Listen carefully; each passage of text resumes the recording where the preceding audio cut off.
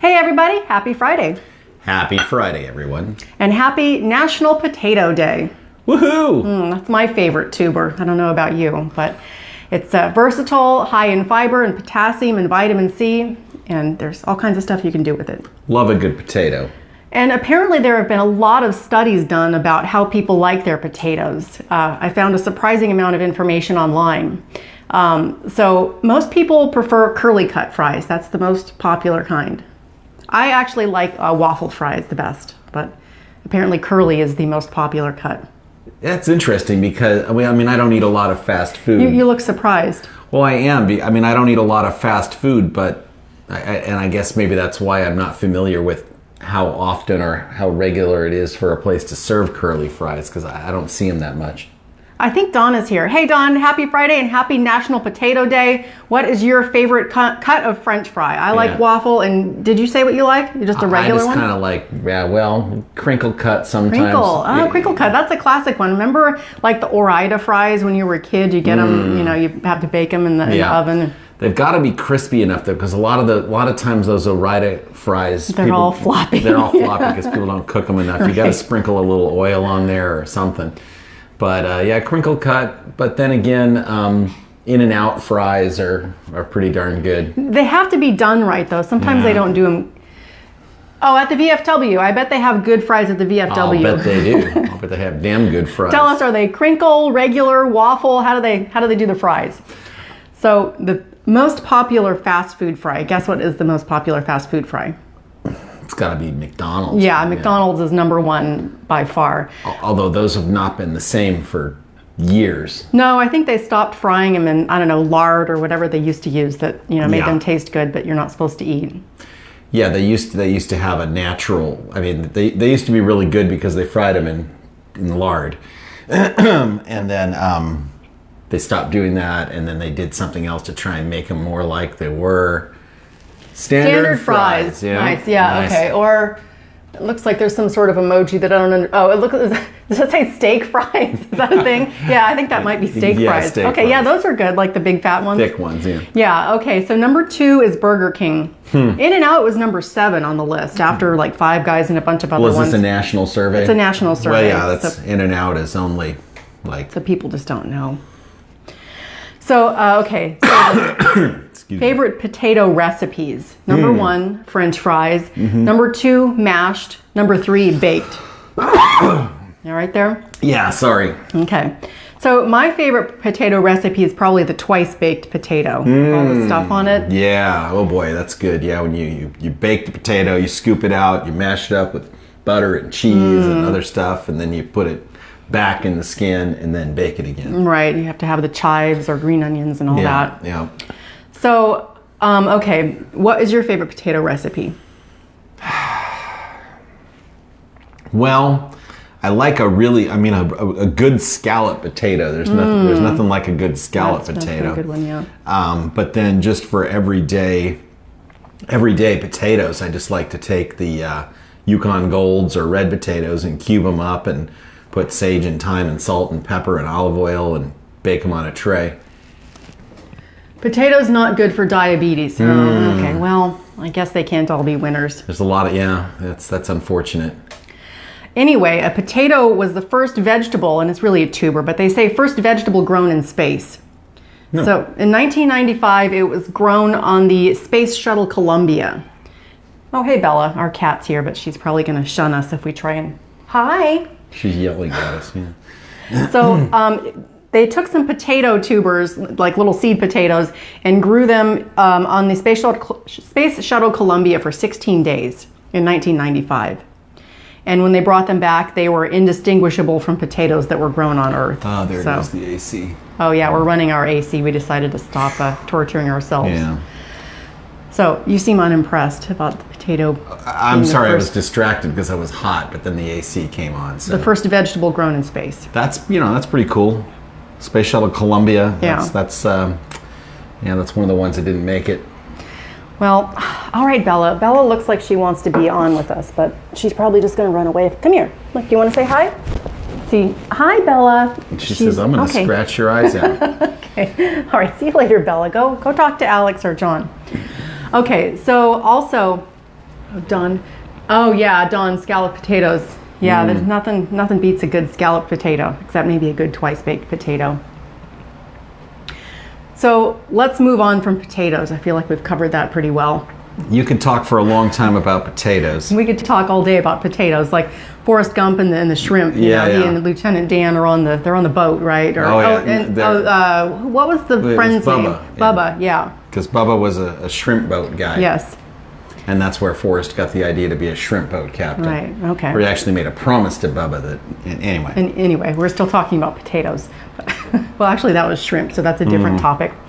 So there's a new cat cafe opening in San Diego. Am I supposed to talk about real estate at some point? Or? Oh, we'll talk about that next. All right, okay. Let's talk about cats first. Cat Because we cafe. just got visited by a cat, so let's move on to cats. So this is the first combined cat cafe, bar, and restaurant in the United States. And it's scheduled to open in San Diego this month on August 26th in North Park. It's called Whiskers and Wine. And you look skeptical. I'm sorry, I'm listening, I'm listening, I'm taking it all in. It's an upscale cat lounge and cocktail bar. So what, you bring your cat there with you? No, they have adoptable cats there. Oh, so you well, hang out nice. with adoptable cats and kittens, and you can order food and drinks while you schmooze with the cats. And so it's a two-story space, and they have California cuisine, local craft beer and wine, and specialty cocktails, like the Kitty Teeny and the Meownhattan. Well, if the specialty cocktail to me translates into expensive, but if the money is going to help cats, then I would be fine with paying more for a cocktail. Yeah. Oh, so Dawn is reminding us, don't forget to try Lucky Coffee. So that's the new coffee place that's opened up on Midland Road. I believe that's right there. Yeah, across from the park there. And I think that's Dawn's son and daughter-in-law that opened it. Anyway, I've been watching them online, and it looks like they have some really delicious drinks there, coffee drinks and other specialty drinks, and that's a nice part of town. So I keep meaning to bring Alex there, and now that school has opened back up, we'll probably have less folks down there, so we'll be able to go down and chill out. But well, anyway, there's actually more folks down there because the school is right there. I guess the kids aren't going down to drink coffee. Oh. I don't know. Anyway, I'll take Alex there soon, Yes. whether or not school is open. Yeah, I just drove down Midland the other day with John.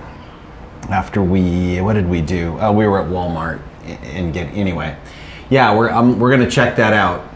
We're gonna check it out. Lucky Coffee, yes, craft coffee. Okay. Before we get back on air next week, we will have tried it. Okay. Let's do it. We'll talk about it next time. Yes, Lucky Coffee. So anyway, this new cat cafe, you can rent it out as a venue for special events too. So I guess you could have like your wedding there, or Bella, I'm talking to Dawn. I know Bella's distracting us today. All right, well, do you want to talk about real estate now? What is it, Bella? Is it trouble down at the well? Down at the old mill? Is there trouble? All right, look, I'm going to try this again, Bella. Oh, she's not going to like this. What do you want me to do? We already fed you. Is something on fire? Okay, that's... Somebody's drowning? What's going on? Seems urgent, whatever it is. Yeah, it does. I think she just wants a treat. What am I supposed to talk about? Real estate. Ah, real estate. The reason for the season, the reason we're all here, the reason we're here. I mean, I think if we weren't in real estate, I don't know that we would get on and do a weekly show. But I don't know what we would do, because it's been so long since we did anything else that who knows? It's just what we do. I used to know how to do biotech stuff, but I imagine whatever I used to do isn't how they do it anymore. So I'm not sure I could go back to that. I wouldn't know where to begin. Anyway, real estate. Yes. So this week, the number of homes for sale declined slightly again. So this is the, I believe, fourth straight week where the actual total number of homes for sale came down. And it didn't come down by a ton, but incrementally it's inched its way down from about 4,800 units down to 4,600 units, which is, it's a 200 unit swing in the whole county. Not a huge number, but what it does show is a very steady trend for at least 7 weeks now of not increasing, meaning sellers are not panicked, they're not rushing to the market. Pending sales have remained steady. And that's buyer demand, right? Right. So.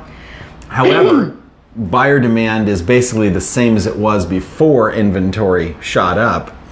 So that's why you've seen a... Oh yeah, thanks, Don. And we Thanks, always Don. appreciate it when you show up and chat with us too. Oh yeah. So that's the reason why there have been declines in median price. Although Homes are sitting on the market a little bit longer. Yes. Although the well-priced ones are getting snapped up. But yes, I think that on balance, even though median price has come down in the last couple of months, it had gone up so rapidly and so sharply that was a very unnatural movement for prices.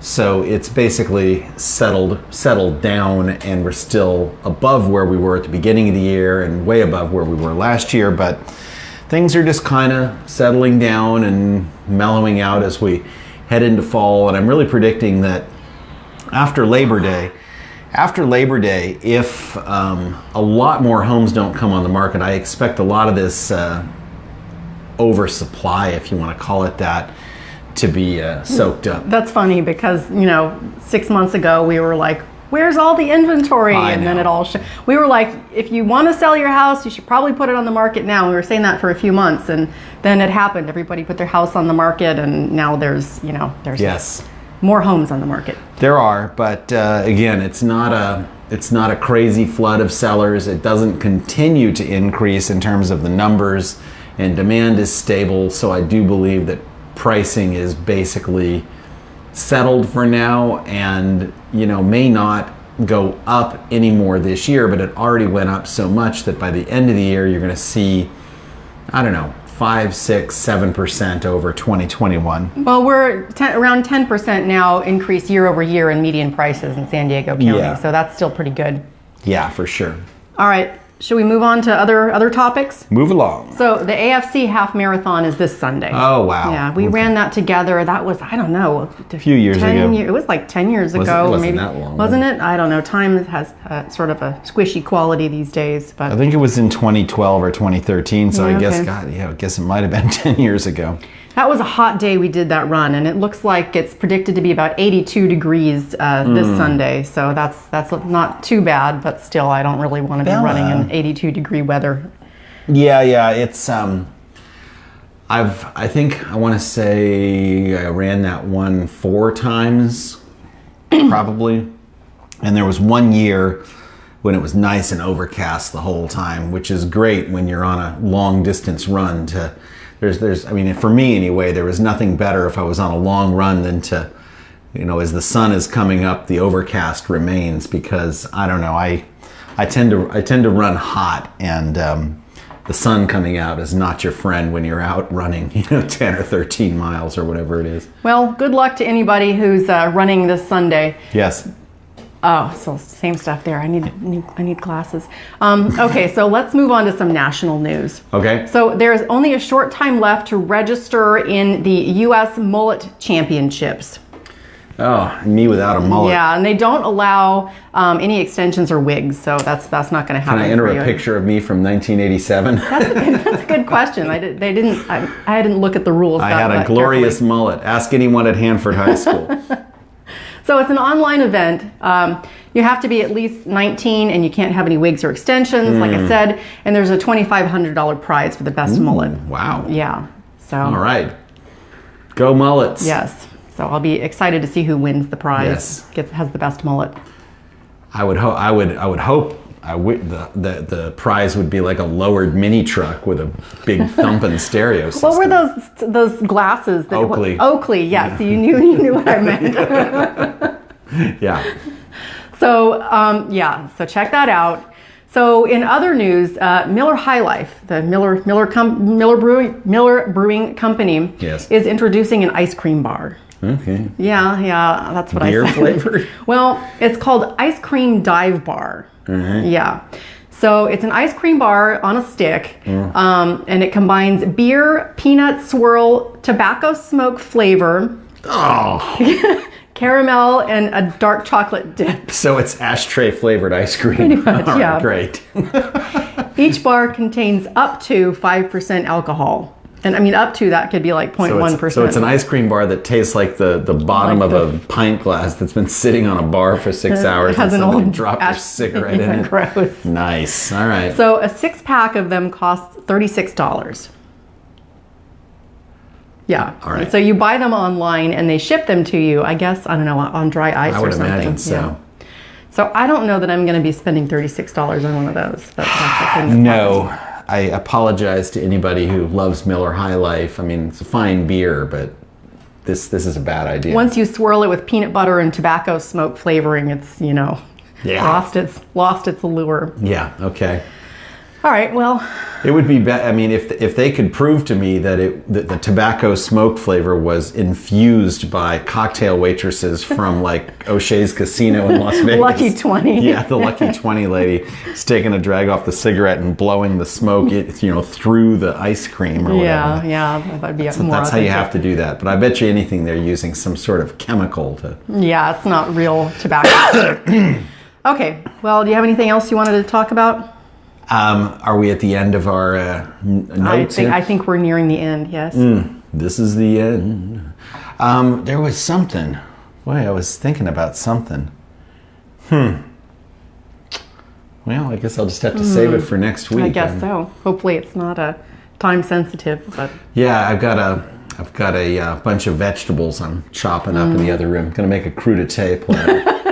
I didn't even know what that was until you told me about the Dr. Oz thing. Well, I mean, that's kind of silly. You want to recap that, and not any political stance for or against Dr. Oz, but he got a bit of a backlash for... He did, yeah. He posted a video of himself. The point of the video was supposed to be to show you how horrible grocery prices were. I think that was his point. Inflation is bad. Right, and he picked up one head of broccoli and he was like, "This is $2." I'm like, okay, yeah, whatever. I mean, most of the time you can get a pound of broccoli for $2. He must have been getting the fancy organic kind. Then he picked up this giant bag of carrots. And he's like, "This is $4." And I'm like, why the hell are you using? I mean, you just get the little baby ones for $1.99. Anyway, he was making a veggie tray, and then he bought he was like grumbling about how the asparagus was $4, and I'm like, you can't put raw asparagus on it. You have to cook that. But what did he say? He said he said he was making crudité. Yeah, and then. Oh, Art. Hey, Art. Add me to your veggies tonight. You wish, Art. Yeah. Okay. What do you mean by that, Art? You mean you're a vegetable? Is that what you're trying to say? I'm not following.